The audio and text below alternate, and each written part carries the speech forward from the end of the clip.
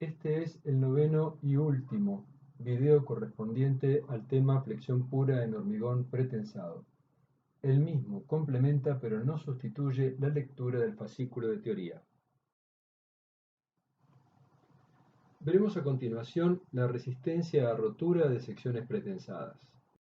En la figura se observan superpuestas tres vigas ensayadas hasta la rotura. Las vigas tienen cuantías crecientes, lo cual se aprecia por el volumen de hormigón que ha fallado.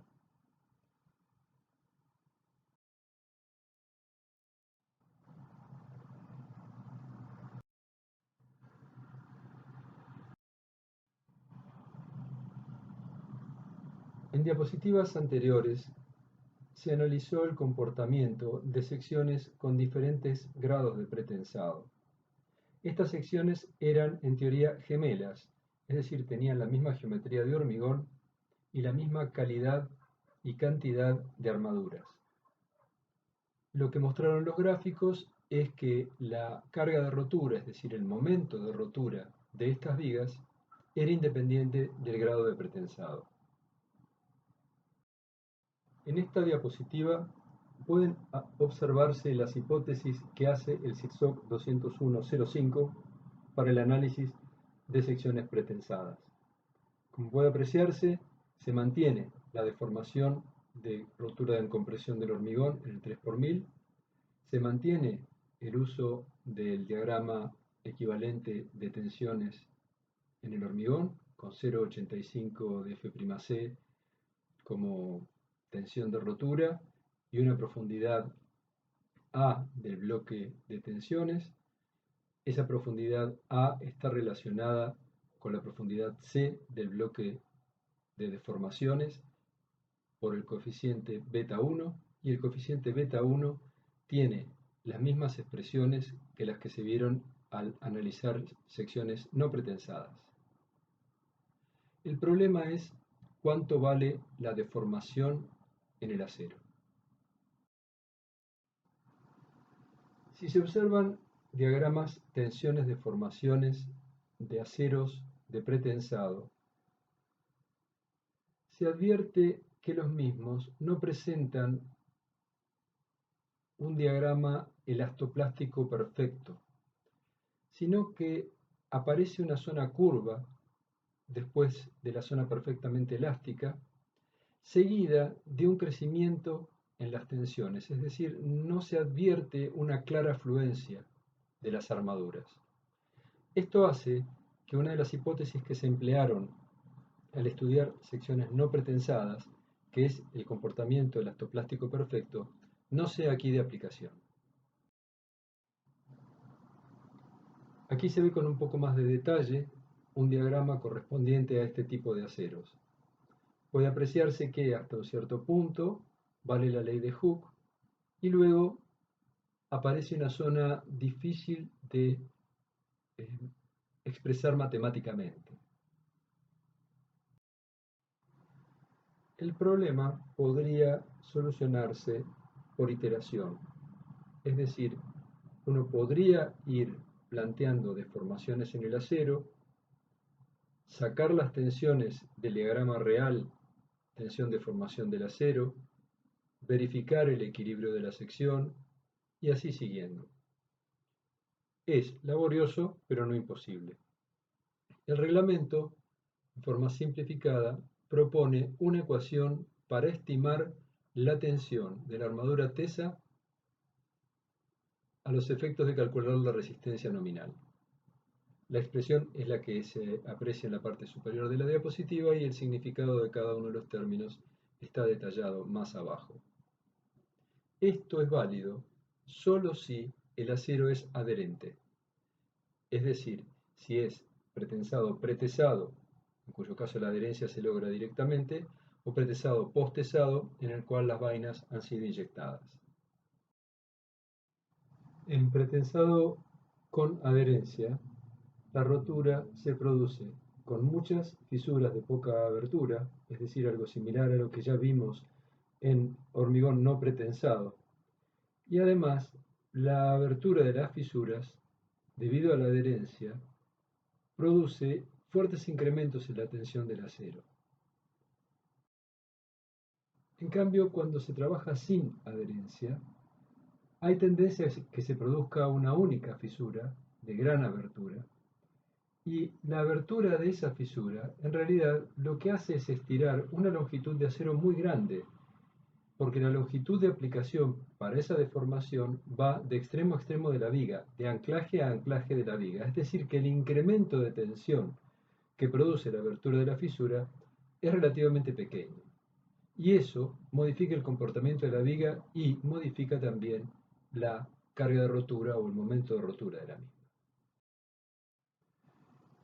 Si se comparan dos vigas gemelas en lo que hace a sección transversal, a calidad de hormigón y a cantidad y calidad de armaduras, se observa que la viga sin adherencia presenta una resistencia algo menor que la viga con adherencia y una mayor deformación debido a lo que hemos hablado recién de la apertura de las fisuras que no es controlada por la adherencia.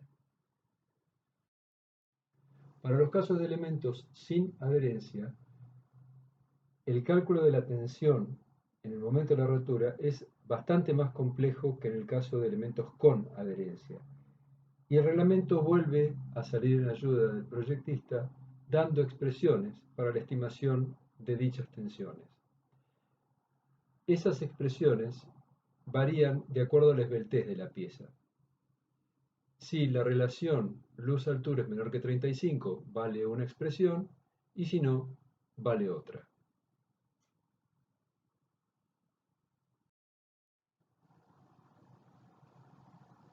Veamos ahora el concepto de cuantía mínima. Ya se vio en el caso de tirantes pretensados que no podía deducirse una cuantía mínima. Lo que se establecía era más bien una condición de ductilidad. El reglamento dice: la cantidad total de armadura tesa y no tesa debe ser la adecuada para desarrollar una carga mayorada igual, como mínimo, a 1,2 veces la carga de fisuración determinada en base al módulo de rotura FR. La prescripción anterior se puede obviar en los siguientes casos: en losas armadas en dos direcciones, postesadas y sin adherencia, y en elementos solicitados a flexión, en los cuales los valores de sus resistencias a flexión y corte sean como mínimo el doble de los prescriptos por las condiciones de seguridad correspondientes. Hay que reinterpretar un poco el primer requerimiento. Cuando se habla de cargas, debe entenderse momentos. Entonces, se debe dar que phi por mn debe ser mayor o igual que 1,2 veces el momento de fisuración. Restaría hablar ahora sobre la cuantía máxima. Nuevamente, el CIRSOC aquí hace valer las clasificaciones de secciones controladas por tracción, por compresión y transición. Obviamente que para que phi valga su valor máximo, necesitamos que epsilon t sea mayor que el 5 por 1000. El asunto es cómo calcular epsilon t, debido a que las armaduras están preestiradas. Entonces, el CIRSOC nos dice que epsilon t se calcula haciendo primero la resta entre la tensión de la armadura tesa para el cálculo de la resistencia nominal, que es lo que se ha visto en las diapositivas anteriores, menos la tensión efectiva en la armadura de pretensado después de producidas las pérdidas, y eso dividido por el módulo de elasticidad de las armaduras. Nuevamente, aplicando los criterios que ya se vieron para secciones no pretensadas, la profundidad límite del eje neutro de deformaciones es 0,375 de D sub P.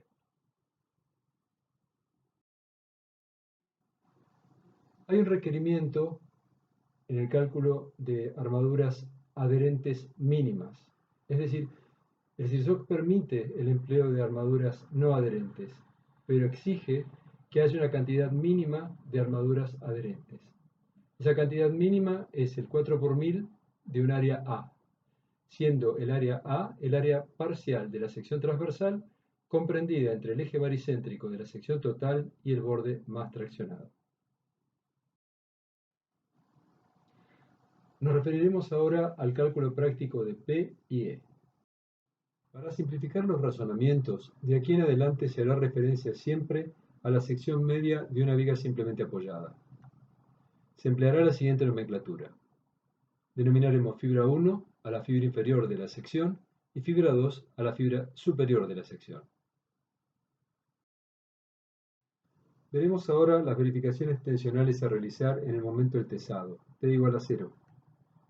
Durante el tesado actúa un momento mínimo al que llamaremos MM y la fuerza de tesado P0 con sus respectivas pérdidas en los anclajes y por fricción. Genéricamente la llamaremos P. La sección central estará sometida a compresión en la fibra inferior, que no debe superar R1, y a una compresión menor o a una tracción en la fibra superior que no debe superar R2. R1 de compresión y R2 de tracción vienen dadas por el reglamento. En las ecuaciones a las tracciones se las considerará como negativas. Veamos entonces las condiciones a verificar para t igual a 0. El diagrama inferior muestra los valores límites establecidos por el CIRSOC 201.05 para las tracciones en la fibra superior y las compresiones en la fibra inferior. Las ecuaciones planteadas abajo en la diapositiva están referidas a la fibra superior en primer término y a la fibra inferior en segundo término. P sobre A sub C es la compresión que ejerce la carga de pretensado supuesta centrada. El segundo sumando representa el efecto del momento por pretensado y el tercero el efecto del momento mínimo. Vamos a ver ahora las verificaciones tensionales para t igual a infinito y cargas de larga duración.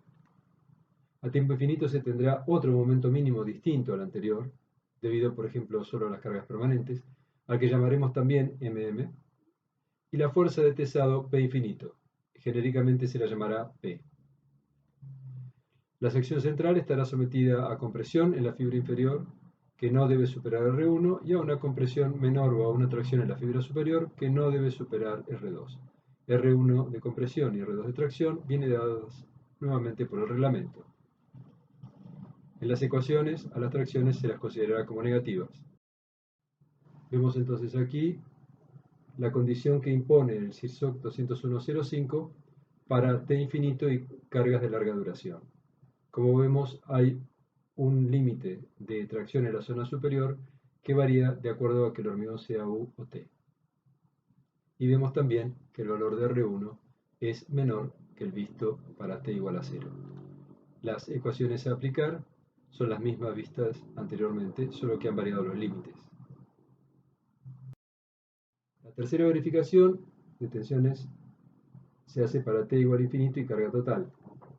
A tiempo infinito se tendrá un momento máximo, actúa la totalidad de la sobrecarga, al que llamaremos mm, esta vez la segunda M es mayúscula, y la fuerza de tesado P infinito. Siempre tenemos que tener en cuenta las pérdidas en el tiempo, por ejemplo. Genéricamente se la llamará P. La sección central estará sometida a una tracción en la fibra inferior, que no debe superar R1, y a una compresión en la fibra superior, que no debe superar R2. R1 de tracción y R2 de compresión vienen dadas por el reglamento. Nuevamente, en las ecuaciones, a las tracciones se las considerará como negativas. Vemos aquí las condiciones tensionales admisibles que impone el CIRSOC 201.05 respecto a las tracciones en la fibra inferior y a las compresiones en la fibra superior. Las ecuaciones representan analíticamente la verificación de dichos límites. Vamos a hacer una consideración de orden práctico. La experiencia indica que para la mayoría de los casos, las condiciones determinantes se dan en el momento del tesado y a tiempo infinito y carga máxima. Por ese motivo, los cálculos se centran en estas dos condiciones y la condición de cargas sostenidas y tiempo infinito se verifica solo al final de los cálculos. Tendremos entonces la posibilidad de plantear cuatro ecuaciones, dos de ellas a tiempo cero y dos de ellas a tiempo infinito. Serán las cuatro ecuaciones con las que, en teoría, podríamos resolver el problema. En una sección rectangular, las incógnitas también serían 4. Una de ellas sería la fuerza de pretensado. Recordemos que en las primeras ecuaciones debería aparecer P0, pero en los cálculos nosotros relacionamos P con P0 a través de un coeficiente de pérdidas, de modo que la incógnita seguiría siendo una, P. La segunda incógnita sería 0, la tercera sería el ancho de la sección de hormigón, la cuarta sería la altura de la sección de hormigón. Porque con el ancho y la altura se pueden calcular el área y los módulos resistentes. Parecería que el problema se reduce a resolver entonces un 4×4. ¿Qué puede pasar si nos abocamos a resolver ese 4×4? La experiencia demuestra que la solución probablemente no satisfaga las condiciones de rigidez, o de estética, o de economía. Es decir, que resolver el 4×4 es un camino que no se recorre. ¿Y entonces qué se hace? Se predimensionan las secciones de hormigón en base a experiencias previas, o por aproximaciones sucesivas, por ajustes, y se verifican las condiciones tensionales a partir de los valores calculados para la carga de tesado y su excentricidad. Un procedimiento práctico consistiría en adoptar la geometría de la sección, con lo cual quedarían solo dos incógnitas. Las incógnitas serían P y E0, que las determinaríamos a partir de las condiciones de tracciones admisibles, es decir, las ecuaciones 1 y 4.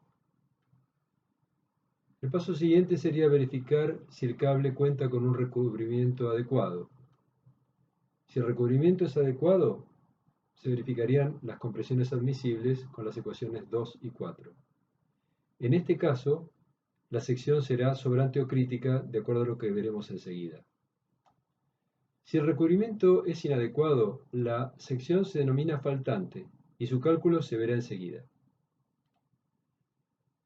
Aquí se grafican las tres condiciones. Si la excentricidad es igual a B1 menos el recubrimiento mínimo, la sección se denomina crítica. Si es menor, se denomina sobrante, y si es mayor, se denomina faltante. Obviamente, la última condición no es admisible. No podemos aceptar que un cable tenga un recubrimiento menor que el mínimo.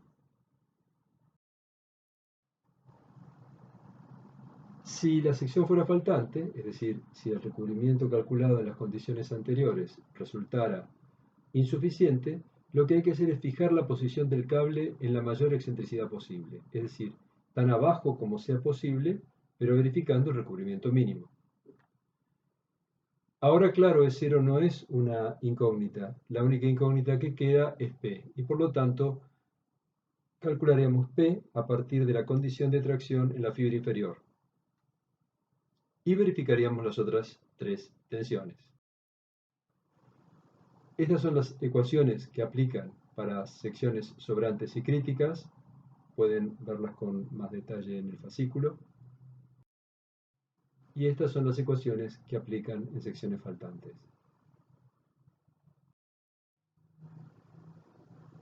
Hay otra forma de graficar el problema y es a través de ecuaciones que representen la excentricidad. Estas son las cuatro ecuaciones vistas anteriormente, pero referidas a la excentricidad, y ahora vamos a graficarlas. Vamos a graficarlas para una sección sobrante. Entonces, a la derecha estamos viendo una sección rectangular de ancho B y altura h. El eje de abscisas pasa por el centro de gravedad y en el eje vertical estamos viendo excentricidades que hacia arriba se computan como negativas y hacia abajo como positivas.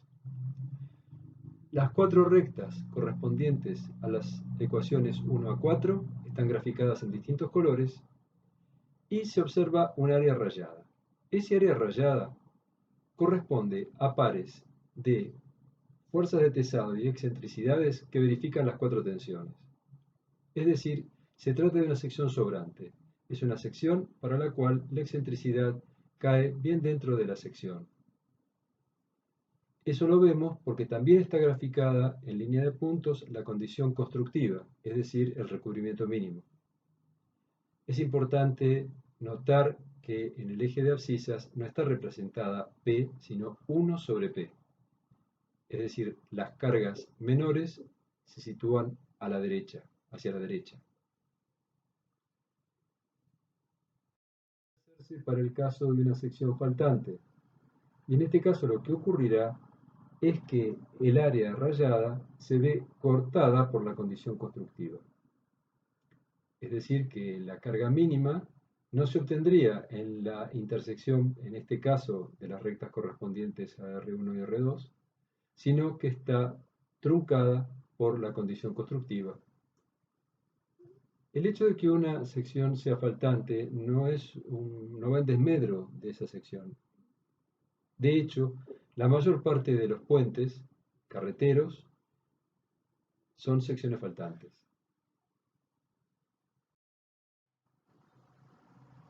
Vamos a ver ahora la posición que puede tomar la resultante de compresiones